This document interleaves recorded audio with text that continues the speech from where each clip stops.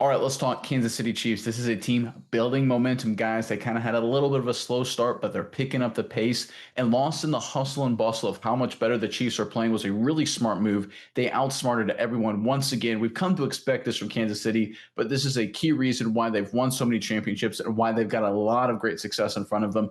We'll break down this latest story plus some interesting data. But first, I'm Nick. That is Andrew, and this is Saturday Morning Inspection.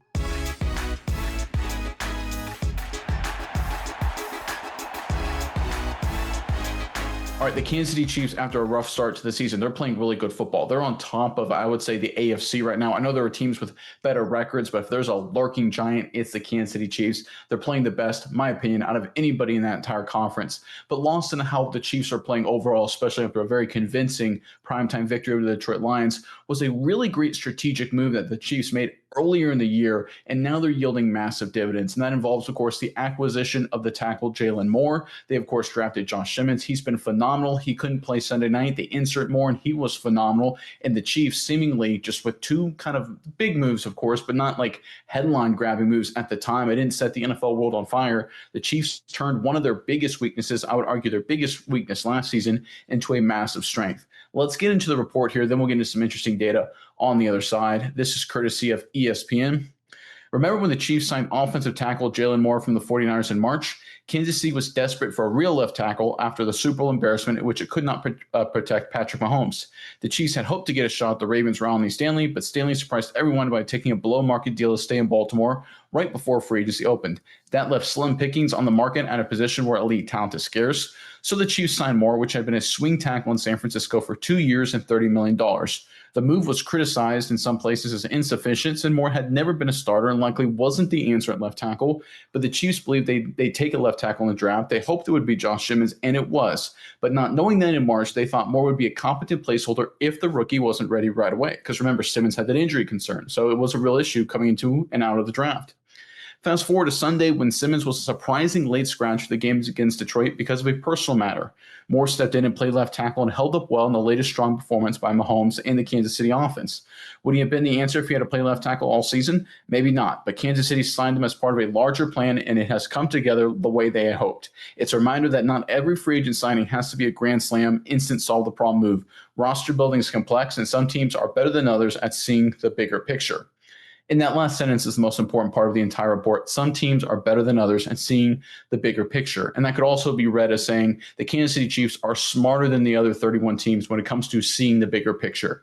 We know the Chiefs had issues at left tackle and offensive line in general, certainly left side of the offensive line last year. After losing Joe Thuney, big question marks abound. Like, what were the Chiefs going to look like? A lot of people predicted this Chiefs offense would really struggle just on the back of the left side of their offensive line. So they slide in Suamataia, which has looked like a really good move up to this point. But when they acquired Jalen Moore, everyone in their right mind was like, big reach, huge reach.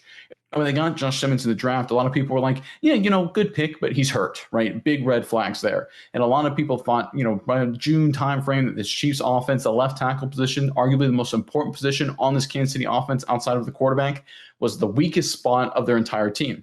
Now, fast forward to right now, and it's the strongest spot. They've got two high-quality players. Simmons is a Rookie of the Year candidate. He won't get the votes because tackles, offensive linemen rarely do, but he's been playing that well. And Jalen Moore has shown himself to be one of the best tackles in football. The way he showed up on short notice and had a phenomenal game for the Chiefs against a really good opponent, a really good front four, really good defensive end group in the Detroit Lions. This speaks to Brett Veach. This speaks to Andy Reid. This speaks to the entire Chiefs organization, how well they do, how well they prepare for certain situations. And it's not instant gratification. It's not winning the offseason in March with the biggest splash move, right? Sometimes it's making good moves, then more good moves, and working through the offseason, integrating people into the offense, moving people around, and figuring it out, right? Sometimes it takes a whole offseason. Sometimes it takes all of training camp. Sometimes it takes a few weeks during the regular season as well. That's a common refrain. The month of September you use to kind of figure out who you are, and then you really start hitting your stride in the middle of October. That's the goal anyway, and the Chiefs are doing just that. And certainly offensively, after a slow start, they're moving to the very top of the NFL rankings.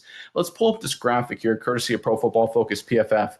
All right, this graphic here is a really interesting one. What this shows, again, courtesy of PFF, is how often do NFL offenses convert a new series of downs, right? So basically what you see here, I know it's an eye chart, but you see the teams that have the highest percentage. Focus on the purple there on the far right. That's the number you want to see in terms of how often they convert, whether it's on first down, second down, third down, or fourth down, right? You get 4 bites at the apple. How often do you convert it into a first down? And the Colts are number one at 89%, and the Kansas City Chiefs, number two in the National Football League at 79%, moving the chains. When it comes right down to it, and certainly playoff football, big boy football, it's all about moving the chains. It's all about getting those first downs. Those big plays, they're fun, they're exciting, they make the highlight reels, but the reality is it's just not a sustainable way to live, in terms of getting big plays. We've seen it before with the Chiefs in the past, but when they're at their best, they're methodical, they're deliberate, running that offense that Andy Reid likes to run. Those are championship offenses when you can convert the second downs to third downs and fourth downs if need be.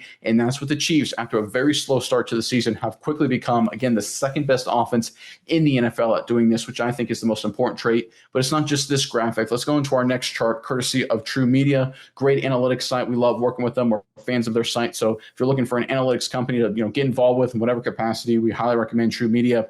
But we created this chart right here, and this is just using expected points added, EPA, which is sort of an advanced analytics, right? I think it's a good one. We recommend that one in terms of, on a per play basis. So we have EPA per drop back, which is basically EPA per drop back pass. That's the x-axis. And we have the EPA per rush. That's the y-axis. And this is ranked to 32 teams in the National Football League. And obviously you want a high EPA, right? You want to have a high expected points added per play, right? If your expected points added go up, it means good things are happening, right? The most expected points added you can have in a single play is 6, right? You score a touchdown, right? So that's what you're looking for. You want to see high EPA across the board. So you want to have a high EPA per drop back and a high EPA per rush. Simple stuff, right?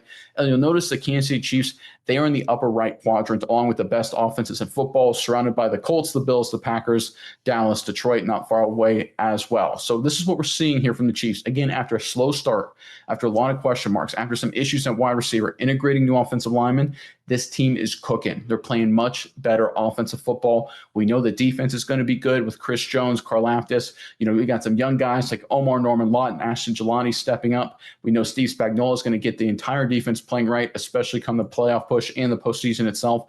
Now we're seeing the offense click into high gear. This Chiefs team, again, going into the season with how they handled the tackle position, a lot of question marks. Absolutely crushed it. A lot of question marks about the offensive execution the first few weeks. Now they've turned a corner completely, and they're looking like one of the most efficient offenses in the entire National Football League, and this is after a slow start. This Chiefs team was left for dead early in the season. Again, a few weeks in, hey, the Chiefs are done. They're no longer a good team. Folks, I think they're obviously a good team, but I still think right now, until someone knocks them off, and I don't see anyone doing it right now, they're still the best team in the AFC. I know Broncos fans are excited, Chargers fans are excited, Steelers fans are excited, Bills, Patriots, right? Jaguars, right? Everyone across the board feels good about themselves. But if you look at this Chiefs team, their defense, their analytics, they've turned their biggest weakness, left tackle, into a huge strength. They're still the team to beat. They still have Andy Reid. They still have Patrick Mahomes. What they've done this offseason and the moves they made as they worked their way through the regular season is nothing short of remarkable. I think it's clear at this point that they've outsmarted basically their entire competition base. Phenomenal job. Incredible job by Kansas City. All right, Miles, I'm curious what your thoughts are. But first, let's hear from the sponsor of today's video. All right, I want to take a minute from today's video to talk about something that's important to me, and I know it's important to a lot of you guys, and that's finding the right amount of time to fit in the day, the chance to eat high quality food that hits all the macronutrient requirements to just fuel our lifestyles. Guys, listen, I've got a little girl, right? And my wife and I, we're running around with our hair on fire half the time. We're trying to keep up with this crazy kid.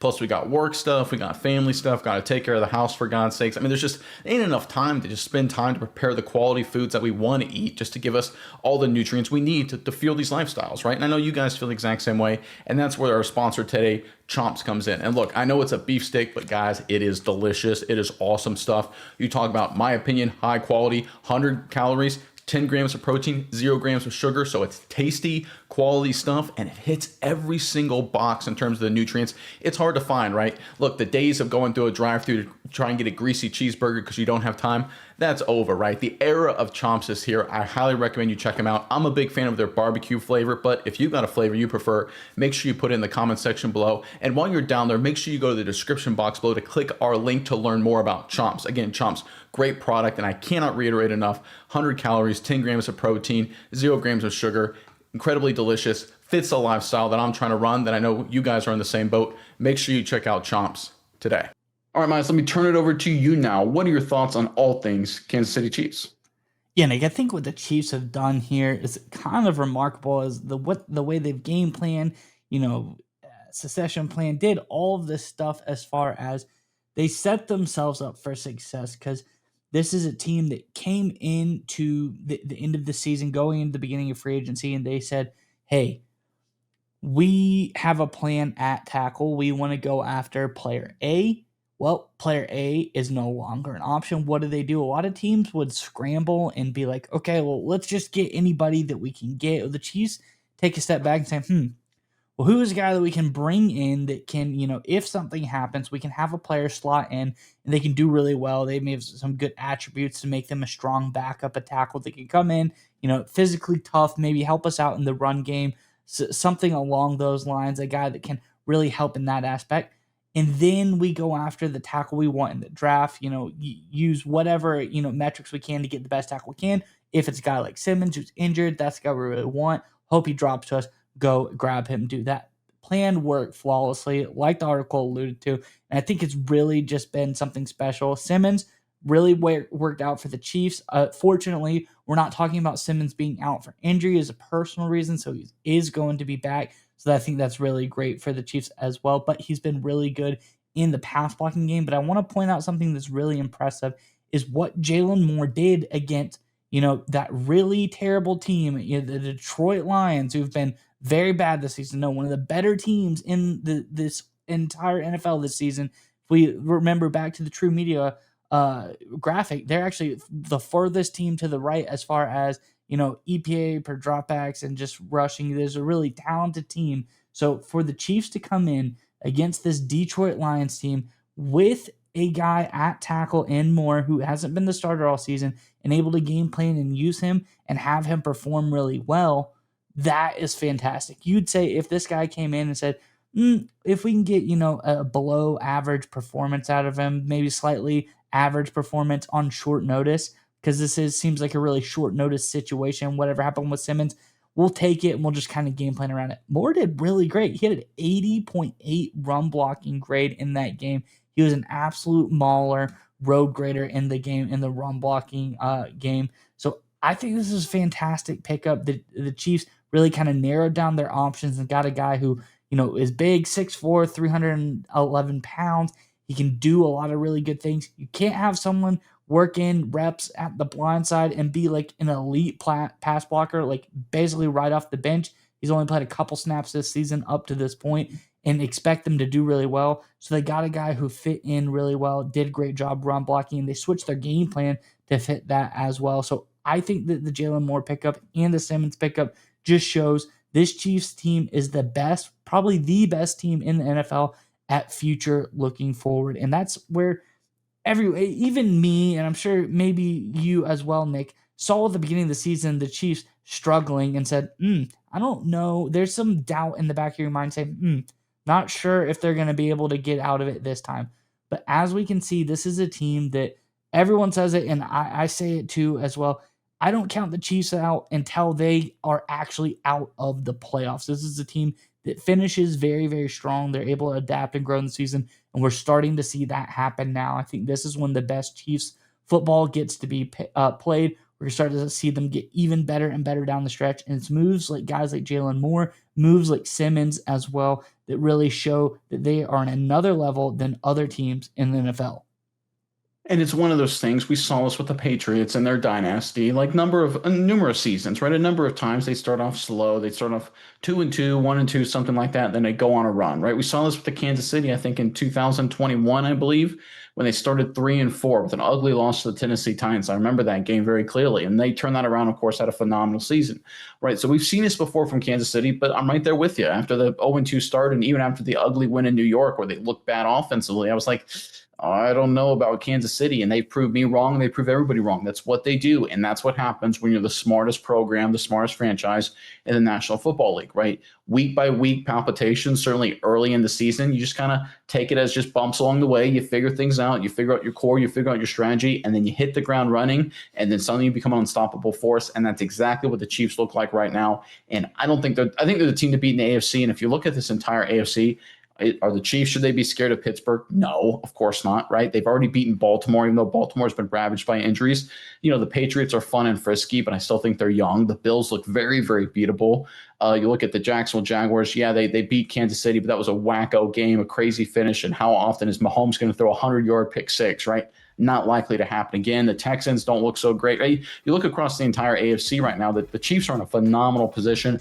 I think they're the favorite to win the whole darn thing yet again this year. And like you said, you can't count them out until you knock them out. And so far, looking at this conference, there's no team I think capable of knocking out the Chiefs.